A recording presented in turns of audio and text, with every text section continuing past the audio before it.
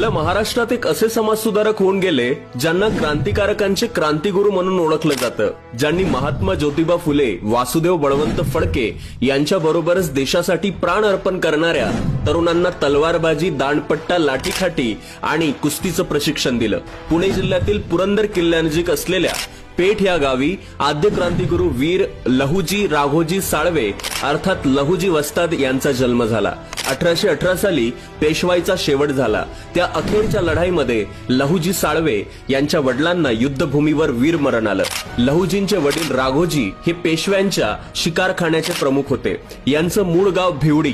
पुरंदर किल्ल्याच्या रक्षणार्थ साळवे परिवारानं दाखवलेल्या मर्दुमकीचा सन्मान म्हणून छत्रपती शिवाजी महाराजांनी त्यांना राऊत ही पदवी देऊन गौरवलं होतं। पुण्यातील मांगेर बाबाची समाधी हे त्यांचं स्मृतीस्थळ म्हणून ओळखलं जातं। या ठिकाणी लहुजी वस्ताद यांनी शपथ घेतली की या शनिवार